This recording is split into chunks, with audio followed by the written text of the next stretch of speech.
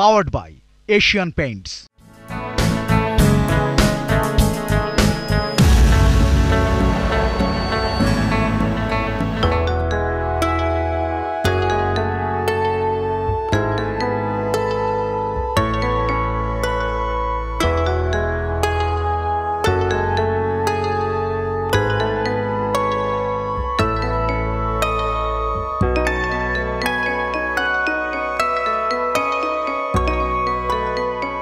এখনকার সময়ে interior design করা একটি কমন ট্রেন্ড, কারণ যে কেউ যখন নতুন কোনো বাসায় ওঠেন তিনি চান তার বাসাটাকে স্বাদ এবং সাধ্যের মতো করে মনের মতো করে সাজিয়ে নিতে। এবং প্রচলন অনুযায়ী আমরা দেখছি যে এখন প্রচুর পরিমাণে ওয়াল প্যানেল কিংবা ফল সিলিং ব্যবহার করা হয়, কিন্তু এই ধরনের প্যানেলিং বা সিলিং না করলেও তো একটা বাসা সুন্দরভাবে সাজিয়ে তোলা সম্ভব। আমরা যদি একটু মিনিমালিস্টিক অ্যাপ্রোচের কথা চিন্তা করি, অর্থাৎ লোকালি অ্যাভেলেবল ম্যাটেরিয়ালগুলোর ম্যাক্সিমাম ইউজেজ, পুরনো ফার্নিচারকে রিসাইকেল করা, পাশাপাশি প্রপার লাইটিংয়ের মাধ্যমে একটা বাসাকে কিন্তু অনেক স্পেশাস এবং কমফোর্টেবলভাবে সাজিয়ে তোলা সম্ভব হয়। সেই চেষ্টাই করেছি এই 1500 স্কোয়ার ফিটের বাসাটির ক্ষেত্রে। প্রিয় দর্শক, স্বাগত জানাচ্ছি নির্মাণ রসায়ন অনুষ্ঠানে পাওয়ার্ড বাই এশিয়ান পেইন্টস। আজকের পর্বে আপনাদের জানাতে চেষ্টা করব এই ইন্টেরিয়র ডিজাইন প্রজেক্টের আদ্যোপান্ত।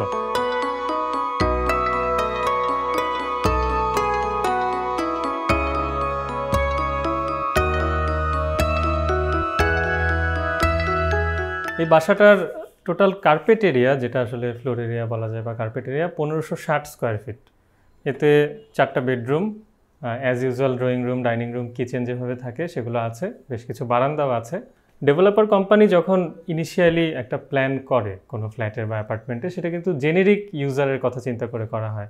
তো একজন ইউজার বা ওনার একটা ফ্ল্যাট বা অ্যাপার্টমেন্ট কিনে নেওয়ার পর কিন্তু তিনি তার নিজের মতো করে কিছুটা কাস্টমাইজ করে নেওয়ার সুযোগ থাকে। এই বাসাটার ফ্লোর লেআউটটা যেমন ছিল, যেমন ফয়ার থেকে ঢুকে একটা গেস্ট বেডরুম, তারপর পরই ড্রয়িং রুমের সাথে এখানে ডাইনিং রুম, কর্নারে অ্যাটাচড ওয়াশরুম সহ আরেকটা বেডরুম, এবং ডাইনিং থেকে কিচেনের সাথে একটা কমন বারান্দায় যাওয়া যাচ্ছে, যে বারান্দার সঙ্গে মেইড রুম আছে, এবং কিচেনের সামনে আবার ফ্যামিলি লিভিংয়ের একটা স্পেস আছে।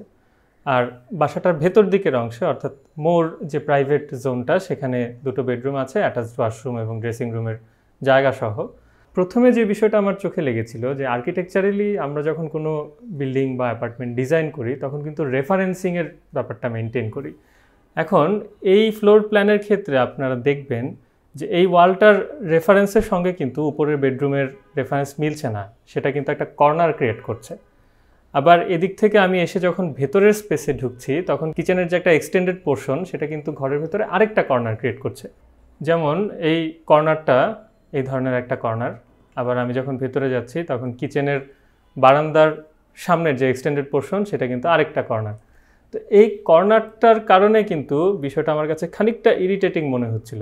তো সেক্ষেত্রে আমি ভাবলাম যে ফ্লোর লেআউটটাকে যদি আমি এইভাবে করি, কিচেনের অ্যালাইনমেন্টে যদি এখানকার বারান্দা এবং মেইড রুমটাকে আমি কিছুটা এক্সটেন্ড করে সেটাকে একটু স্পেশাস করি, লিভেবল করি, পাশাপাশি এই দিকের কর্নারে একটা স্টাডি রুম তৈরি করি, যেখানে আসলে বসে বই পড়ার জায়গা থাকবে, পাশাপাশি এই লিভিং রুমটার যে প্রস্থ সেটা আরেকটু বেড়ে যাচ্ছে, আবার স্টাডি রুমটাও লিভিং রুমের একটা এক্সটেন্ডেড পোর্শন হচ্ছে, সেই বিষয়টা নিয়ে একটু চিন্তা করছিলাম। এই বাসাটার দক্ষিণ দিক কিন্তু মূলত এই টপ লেফট কর্নার, তো এই টপ লেফট কর্নার থেকে কিন্তু এখানে প্রচুর বাতাস আসে। তো এই যে দক্ষিণের আলো এবং বাতাস, সেটা যদি ঘরের ভেতরে ঢুকাতে চাই, সেই ক্ষেত্রে কিন্তু ড্রয়িং রুম থেকে এদিকে যে স্টাডি রুম তৈরি করলাম, একটা দরজা সেটার জন্য এনাফ না। তো সেখানে একটা সফটনেস কিভাবে নিয়ে আসা যায়, সেক্ষেত্রে ভাবলাম যে একটা ওয়াল প্যানেলকে কিভাবে তৈরি করা যায়, যেটা একই সঙ্গে ঘরের ভেতরের যে কমন এরিয়া, যেখানে আসলে গেস্ট আসবে, বাইরে থেকে মানুষ আসার পর একটা ওয়েলকামিং এনভায়রনমেন্ট তৈরি হবে, সেখানে ম্যাক্সিমাম ডে লাইট এবং ভেন্টিলেশন নিয়ে আসবে, সেই ধরনের একটা কিছু করা যায় কিনা। এবং পরবর্তীতে এই ধরনের একটা ওয়াল প্যানেল চিন্তা করলাম, যেটা আসলে দরজার জায়গায় রেখে পুরো প্যানেলটা মোস্টলি গ্লাসের একটা প্যানেল, এর সামনের একটা অংশ জুড়ে টেলিভিশনটা, এবং এর পাশে একটা স্লিট উইন্ডো তৈরি করেছি, যেটা আসলে দক্ষিণের বাতাসটাকে ঘরের ভেতরের একদম কমন এরিয়ায় নিয়ে যাচ্ছে, কমন এরিয়ার ভেতর দিয়ে সেটা ফ্লো করছে। এখানে আমি যে কালার স্কিমটা চিন্তা করেছি, সেটারই কিন্তু রিফ্লেকশন পুরো বাসার বাকি সবগুলো এলিমেন্টে এসেছিল।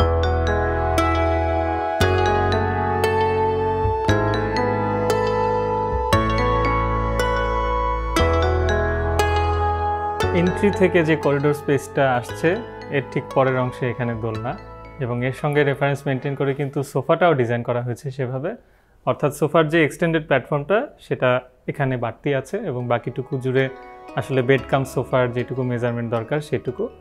এবং পেছনে যে ফার্নিচার আছে, সেন্টার টেবিলটা বা সোফাগুলো, সেগুলো কিন্তু পুরনো সোফা, এখানে আসলে রিইউজ করা হচ্ছে। দোলনার নিচের অংশে কিছুটা নুড়ি পাথরের ব্যবহার, কারণ এখানে যখন একটু পা রাখবো সেটা কিন্তু এক ধরনের ফুট ম্যাসাজের কাজও করে।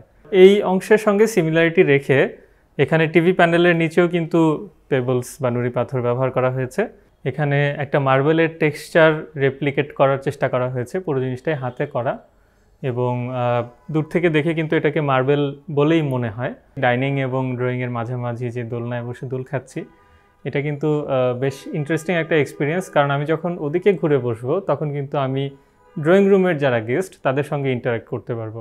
আবার ডাইনিংয়ে যখন গেস্ট কেউ বসবেন তার সঙ্গেও কিন্তু আমি এদিকে ঘুরে ইন্টারাক্ট করতে পারবো।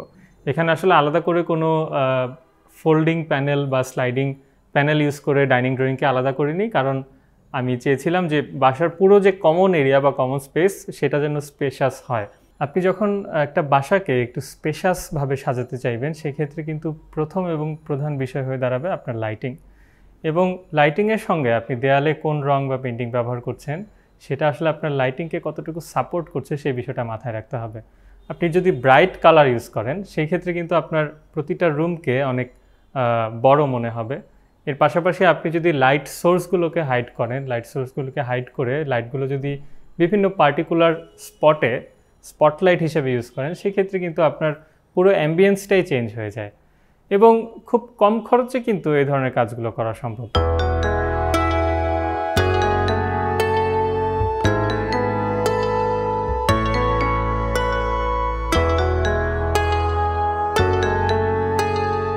একটা বিষয় নিয়ে কিছুটা খটকা ছিল, যেহেতু আমি মেইড রুমটা বড় করেছি এবং মেইড রুমের সঙ্গে যে বারান্দা সেটাও কিছুটা বড় হয়ে এসছে কিচেনের এক্সটেন্ডেড পোর্শনের সঙ্গে একই অ্যালাইনমেন্টে, সেই ক্ষেত্রে কিন্তু ডাইনিং রুমের প্রস্থ কিছুটা কমে এসছে, প্রায় 1.5 ফিটের মতো। তো সেই ক্ষেত্রে কনভেনশনাল ডাইনিং টেবিলগুলো যেরকম চওড়া হয়ে থাকে সেটা রাখলে এখানে কেমন দেখাবে, কিংবা প্রপার সার্কুলেশন থাকবে কিনা, কারণ এটাই তো বাসার আসলে মেইন আর্টারি, এদিক থেকেই তো হেঁটে আমাকে ভেতরে বেডরুমগুলোতে যেতে হবে।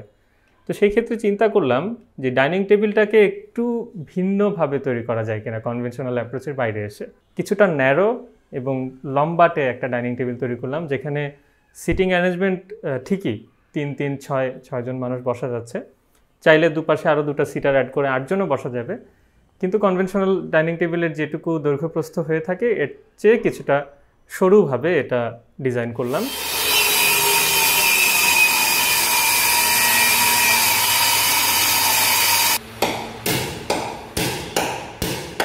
এই ওয়াল প্যানেলে দুই পাশে দুটো কালো ওয়াল মাউন্টেড লাইট ব্যবহার করা হয়েছে, যেটা আসলে লাইটটা পড়ছে ইনারওয়ার্ডস, এবং এখানকার ওভারঅল কালার কম্বিনেশন সব কিছুর সাথে এটা কমপ্লিমেন্ট করছে। বাজারে অনেক দিন খোঁজাখুঁজি করেছি যে এই ধরনের কালো কোনো স্ট্রিপ হ্যাঙ্গিং পাওয়া যায় কিনা, তো যখন আসলে খুঁজে পেলাম তখন এটা হাতেই বানিয়েছি পিভিসি বোর্ড ইউজ করে। এবং এই যে এখানে ডাইনিংয়ের সঙ্গে যে ক্যাবিনেটটা আছে সেটা হ্যাঙ্গিং, এর নিচেও একটা মাইল্ড একটা লাইট, এটা আসলে অন্য সব আলো নিভিয়ে আপনি যখন এখানে ডাইনিং টেবিলে খেতে বসবেন এটা কিন্তু আলাদা একটা অ্যাম্বিয়েন্স তৈরি করে। এটা আসলে গর্জন প্লাই ব্যবহার করে তৈরি করা হয়েছে। ডিউরেবিলিটি নিয়ে কোনো সন্দেহ নেই, বা এর স্টেবিলিটি নিয়েও সন্দেহ নেই, এবং এই চেয়ারগুলো এগুলো আসলে অন্যান্য সব কিছুর সাথে কমপ্লিমেন্ট করে যেই ফেব্রিকটা ম্যাচ করে নিয়েছি সেটা ব্যবহার করে কাস্টম করে নেওয়া, এবং কিছু ইনডোর প্ল্যান্ট রাখা আছে যেটা আসলে ওভারঅল এখানকার একটা অ্যাম্বিয়েন্স আরও সুন্দর করে তুলছে। এই কমন স্পেসটা বাসার একটা খোলা জায়গা, এখানে চাইলে আপনি মাদুর বিছিয়েও বসতে পারবেন। একটু অ্যাট্রাকটিভ করার জন্য এখানে ওয়ালে একটা পেন্টিং ব্যবহার করা হয়েছে, কর্নারে একটা পাম গাছ রাখা হয়েছে। ঘরের ভেতরে আলো বাতাসটা আরও বেশি বাড়ানোর যে একটা প্রবণতা শুরু থেকে ছিল, সেই কারণে কিন্তু কিচেনটাকে ওপেন কিচেন করা হয়েছে। ওপেন কিচেনের সঙ্গে এখানে একটা সার্ভিং কাউন্টার, এটাকে ব্রেকফাস্ট কাউন্টারও বলতে পারেন, কারণ সামনে দুটো হাই স্টুল রেখে সেখানে বসা সম্ভব। কিচেনের যে ম্যাটেরিয়াল ইউজ করেছি সেটাও কিন্তু পুরো বাসার থিমের সঙ্গে কমপ্লিমেন্টারি। যেমন যদি একটু দেখেন এখানে যে টপটা ব্যবহার করা হয়েছে সেটা গ্রে কালার, ক্যাবিনেটগুলোর ক্ষেত্রে যে বোর্ড ব্যবহার করা হয়েছে মোস্টলি সেটাও গ্রে কালার, আবার এর সঙ্গে কিচেন হুড এবং যে কুকার সেটা কিন্তু ব্ল্যাক, আবার একটু হায়ারার্কি নিয়ে আসার জন্য মাঝের ক্যাবিনেটের অংশগুলোকে গ্রের পরিবর্তে সেখানে একটু উডেন টেক্সচার ব্যবহার করা হয়েছে। এখনকার সময় আসলে গৃহিণীরা কিচেনে অ্যাক্সেসরিজ ব্যবহার করতে পছন্দ করেন, কিন্তু বিভিন্ন ধরনের কিচেন অ্যাক্সেসরিজ আসলে বেশ ব্যয়বহুল। তো সেটা না করে ফার্নিচারের ক্ষেত্রে একটু ইনোভেটিভলি চিন্তা করলে কিন্তু অ্যাক্সেসরিজের কাজটাও চালিয়ে দেওয়া যায়। যেমন আপনি যদি দেখেন, এখানে আসলে ডাবল শেলফওয়ালা ড্রয়ার ব্যবহার করেছি, যেখানে মশলা স্টোর করা যাচ্ছে। আবার অন্যান্য ড্রয়ারগুলোকে বিভিন্ন সাইজে এমনভাবে করা যাতে এই ড্রয়ারে যেমন আমি চামচ রাখতে পারছি, নিচের ড্রয়ারে যেমন প্লেট বা অন্যান্য বাসনকোসন রাখা যাচ্ছে। সব বাসায় আমরা ওয়াটার পিউরিফায়ার ইউজ করি। তো ওয়াটার পিউরিফায়ারের যে প্লাম্বিংয়ের যে কানেকশনগুলো আসে সেটা কিন্তু দেখতে খুব একটা ভালো লাগে না।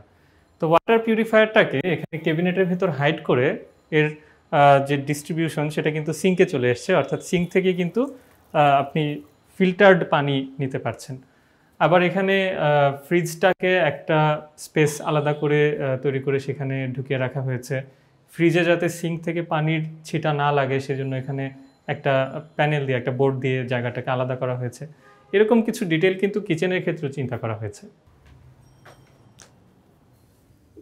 মাস্টার বেডরুমের ডিজাইন ডিটেল খুবই সিম্পল। এখানে একটা প্ল্যাটফর্ম বেড ইউজ করা হয়েছে এবং পেছনে ড্রেসিং ইউনিটটা আছে এক পাশে।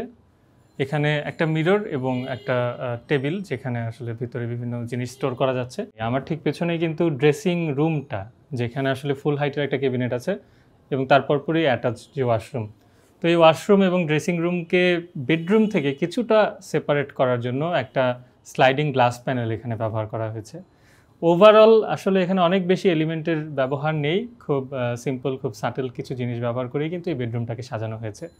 এবং যেহেতু প্ল্যাটফর্ম বেডটার হাইট রেগুলার বা কনভেনশনাল বেডের তুলনায় অনেক কম, সেই কারণে কিন্তু এই রুমের ভলিউম অনেক বেশি বলে মনে হয়। মাত্র 12 ফিট বাই 14 ফিটের একটা বেডরুম হওয়া সত্ত্বেও আপনাকে কিন্তু এটা 16-18 সাইজের বেডরুমের ফিল আপনি এখানে পাবেন।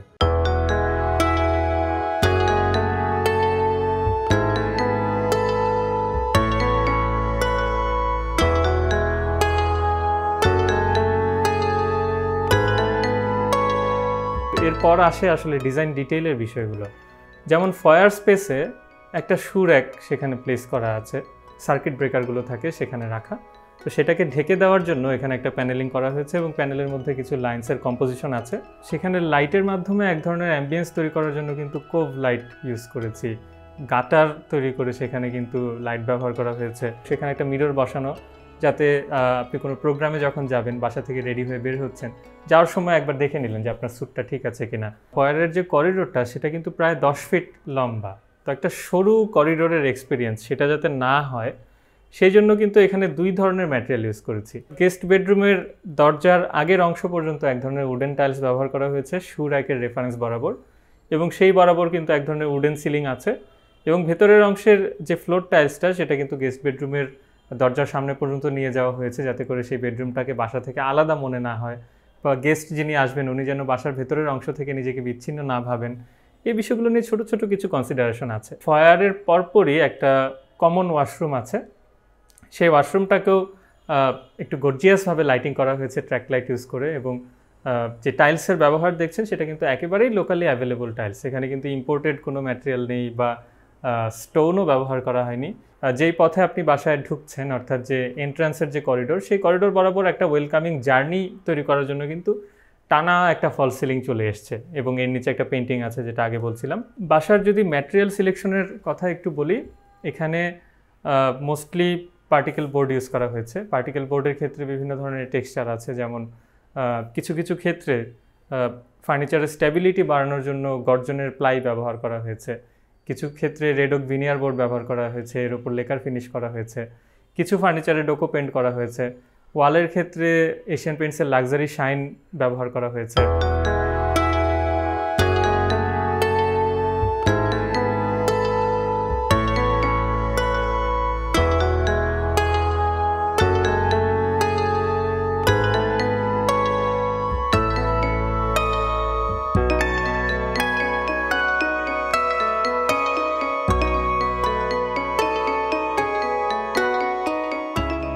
এখানে ওয়ার্কস্টেশনটা যেটা রয়েছে বা যে ডেস্কটা রয়েছে, এই ডেস্কের যে ফ্রেম সেটা কিন্তু পুরনো ফার্নিচারের মেটাল ফ্রেমকে কেটে এখানে ব্যবহার করা হয়েছে। আবার আমি যেটা বলছিলাম যে পুরনো কার্টেন ব্যবহার করা, পুরনো সোফা ব্যবহার করা, সেই বিষয়গুলো তো আছেই। পাশাপাশি একটু ন্যাচারাল ম্যাটেরিয়াল, যেমন এই যে বাঁশের চিকের পর্দা, এটা কিন্তু এখনকার সময় বেশ জনপ্রিয়। কিছুটা কন্টেম্পোরারি লুকের সঙ্গে খানিকটা দেশজ একটা আবহ ঘরের ভেতর রাখা। যেই ম্যাটেরিয়ালগুলোর ওয়েস্টেজ যেটা ছিল, অর্থাৎ আমি যে পার্টিকেল বোর্ডগুলো ব্যবহার করছি, যে কাটা অংশগুলো যেগুলো আসলে সাধারণত ফেলে দেওয়া হয়, সেগুলোর মাধ্যমে কিভাবে প্ল্যান্টার বক্স তৈরি করা যায়, কিছু ক্ষেত্রে ওয়ালের যে পেন্টিংয়ের জন্য ফ্রেম তৈরি করা, সেগুলো কীভাবে তৈরি করা যায়, এরকম অনেক ধরনের বিষয় কিন্তু খেয়াল ছিল শুরু থেকেই। টুকরো পড়ে থাকা বোর্ড ব্যবহার করে এখানে আসলে লাইট ঢেকে দেওয়া হয়েছে। এই আলোটা ঘরে ছড়িয়ে পড়ছে, কিন্তু সরাসরি চোখে লাগলে যে একটা ইরিটেশন বা একটা ডিস্টারবেন্স তৈরি হয়, সেটা কিন্তু এখানে ঘটছে না। তো এই ছিল আসলে সামগ্রিকভাবে এই ইন্টেরিয়র ডিজাইন প্রজেক্টের design ডিটেলগুলো।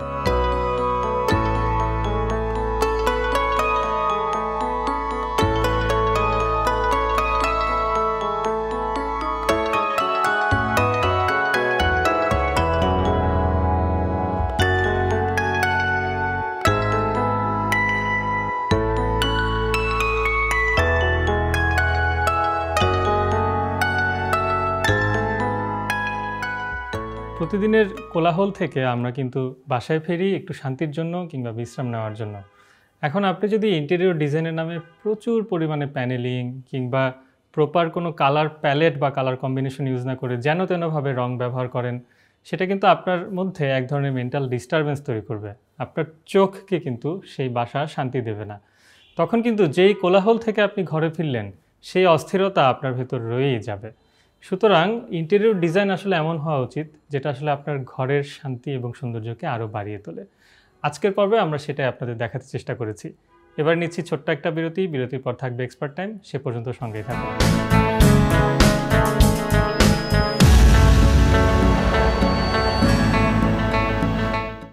Powered by Asian Paints. প্রিয় দর্শক, বিরতির পর নির্মাণ রসায়ন অনুষ্ঠানে আরও একবার স্বাগত জানাচ্ছি। এবারে থাকছে এক্সপার্ট টাইম। রংটা নির্বাচনের ক্ষেত্রে আপনার বয়স, আপনার পারিবারিক অবস্থান, আপনার হেরিটেজ, এই জিনিসগুলা হেল্প করবে আপনি কি রং পছন্দ করছেন। একজন আর্কিটেক্ট আপনাকে কি সাজেশন দিতে পারে, সে আপনাকে গাইড করতে পারে, কিন্তু নির্বাচন করার দায়িত্ব সম্পূর্ণই আপনার। কারণ আর্কিটেক্ট কখনোই আপনাকে একটা জিনিস ইম্পোজ করে দিবে না। আর্কিটেক্ট আপনাকে আপনার কাজের সাথে জিনিসটা সমন্বয় তৈরি করে দেবে। সে এই পুরা জিনিসটাকে একটা ব্যালেন্স এবং স্কেল দিয়ে দিবে। আপনি একটা রুমে আসেন, এই রুমটা 4টা দেয়াল দিয়ে বন্ধ করা, আপনার কি হবে? একটা ক্লস্ট্রোফোবিয়া তৈরি হবে। আপনি এই একটা ওয়াল দিয়ে আপনি সমুদ্র দেখছেন, আপনার ফিলিংসটা কী হবে? আপনি আসলে কি দেখছেন, আপনি চোখ দিয়ে কি দেখছেন, সেটার পরে ডিপেন্ড করছে হচ্ছে আপনার অনুভূতিটা কি হবে। সো আপনি একটা ওয়ালে রঙের কারণে আপনার অনুভূতিটা চেঞ্জ হয়ে যাবে। ধরেন আপনার সামনের ওয়ালটা লাল, আপনার বডিতে কি হবে? স্টিমুলেশন তৈরি হবে, একটা উত্তেজনা তৈরি হবে। কারণ কি? লাল কালারটা কি? উত্তেজনার প্রতীক। আপনার সামনের কালারটা গ্রিন, আপনার কি হবে জানেন? একটা শান্তি শান্তি ভাব চলে আসবে, বিকজ শান্তির রং। আপনার সামনের রংটা পোড়ামাটির কালার, তখন কি হবে? তখন এই জিনিসটা আপনার কাছে মনে হবে আপনি মাচ মোর সোনারগা বা কনটেক্সচুয়াল, মানে আপনার সাথে যায়। হ্যাঁ, এই জিনিসগুলো আপনার কাছে তৈরি হবে। তাহলে দেখেন, শুধুমাত্র 3টা কালারের কারণে আপনার অনুভূতি 3 রকম হয়ে গেল। সময়ের সাথে সাথে রঙের নির্বাচনের ক্ষেত্রে পরিবর্তন এসেছে। আগের যেমন প্রাইমারি কালার ইউজ করতাম, এখন সেকেন্ডারি, টার্সিয়ারি বিভিন্ন কালার ইউজ করছি। এবং সেই ক্ষেত্রে ধরেন কালার ওয়ার্ল্ডের মতো একটা টেকনোলজি তৈরি হয়েছে, যেখানে আপনার 12-14 হাজার শেডের কালার আপনাকে দিতে পারছে। হ্যাঁ, এবং ধরেন থাকে না প্যাস্টেল কালার, এইটার প্রতি একটা ট্রেন্ডি বলতে পারেন, ঠিক আছে, যে প্যাস্টেল কালারের একটা ট্রেন্ড এখন চলছে। হ্যাঁ, সবাই খুবই লাইট স্কিমের গ্রিন কালার ইউজ করছে, লাইট স্কিমের ইয়েলো কালার ইউজ করছে, লাইট স্কিমের গ্রিন কালার ইউজ করছে, হ্যাঁ, সায়ান কালার ইউজ করছে। সো এটা কি হয়েছে, এটা এখন আমাদের সবার ভালো লাগছে বলবো, আমাদের যারা আসলে এন্ড ইউজার তারা পছন্দ করছে। সো এই ট্রেন্ডটা আগে ছিল না, যেটা আপনি এখন কন্টেম্পোরারি বলতে পারেন। যেমন আগে কী হয়েছে, একটা বাসা আমরা যখন করেছি তখন কি হয়েছে, যে একটা কালার কেনা হয়েছে, সব বাসায় এক কালার করে দিয়ে আমরা বেরিয়ে আসছি, ঠিক আছে। বিকজ অফ তখন কি ছিল জানেন, অ্যাফোর্ডেবিলিটির একটা ব্যাপার ছিল, প্লাস হতেছে আমাদের ভিশনটা ছিল না। বাট হোয়ারাজ এখন কি হয়েছে, আমাদের টেকনোলজির সাথে সাথে আমাদের ভিজুয়ালাইজেশন ক্যাপাসিটি বেড়েছে। এখন কি হয়, ধরেন আপনি একটা বাসায় ঢুকছেন, ড্রয়িং রুম একটা শেড, ডাইনিং কাছাকাছি শেড, ফ্যামিলি লিভিং কাছাকাছি শেড, বেডরুমটা অন্য একটা শেড, বাচ্চাদের রুমটা অন্য একটা শেড। এবং কিছু কিছু জায়গায় তো দেখেছি যে বাচ্চাদের রুমে ধরেন আপনার কিছু প্লেফুল ছবিও থাকে, হ্যাঁ, এবং যেটা কালারের মাধ্যমে করা সম্ভব। তো ড্রয়িং রুম বা common area, I am talking about the বাসার যে common area, drawing, dining, family living, যেটা হচ্ছে অ্যাক্সেস টু অল, ঠিক আছে, এই জায়গাগুলোর কালারগুলো বেসিক্যালি হয় হচ্ছে neutral colour, so that everyone enjoyed. এরপরে হতেছে বেডরুমের কালারগুলো হয় মাচ মোর পার্সোনালাইজ। সো এইটার মধ্যে আমরা যেটা আগে বলছিলাম যে এটা ডিপেন্ড করে হতেছে যার ব্যক্তিগত রুচির উপরে। তারপরেও যেটা বলি সেটা হচ্ছে যে যত বেশি লাইট কালার ইউজ করা যাবে তত বেশি রুমটা বড় লাগবে, এবং অন্য অন্য ফার্নিচার মানে পরিবেশ, হ্যাঁ, তার সাথে জিনিসটা ম্যাচ করে যাবে, রাদার দেন একটা ডার্ক কালার ইউজ করা, হ্যাঁ, এটার সাথে ধরেন হতেছে বাকি যে পারিপার্শ্বিক অবস্থা এটাকে ম্যাচ করানো একটু ডিফিকাল্ট। কারণ আপনি দরজার জানলার পর্দা, আমরা সবাই এখন পর্দা ডাবল শেডের পর্দা ইউজ করি, সো পর্দাতে ধরেন মনে করেন কি আমরা এখন লাইট শেড ইউজ করি, ঠিক আছে। সো ওইটার সাথে একটা লাইট কালার থাকলে কী হতেছে, ইজ হারমোনাইজ। সো এই যে হারমোনিটা তৈরি করলেন, এটার সাথে ধরেন হতেছে যে ফার্নিচারের কালারটা, ঠিক আছে, সেটাও লাইট কালার। তো সব কিছু মিলে না একটা সুদিং এনভায়রনমেন্ট তৈরি করা। আলটিমেটলি বাসায় কী চান, আপনি একটা শান্তি চান। সারাদিন কাজ করার পরে আপনি বাসায় এসে, এটা একটা শান্তির জায়গা। সো এইখানে আপনি এক্সাইটমেন্টের থেকে আপনার কোয়াইট কুল এই এনভায়রনমেন্টটা বেশি জরুরি।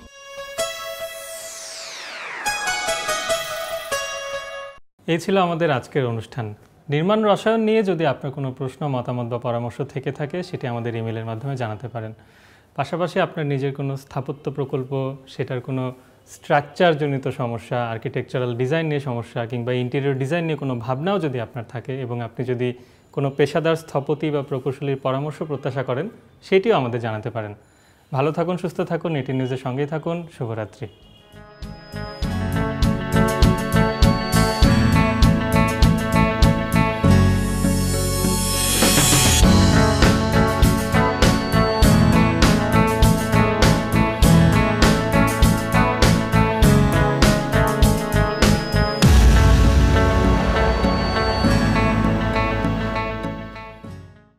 Powered by Asian Paints.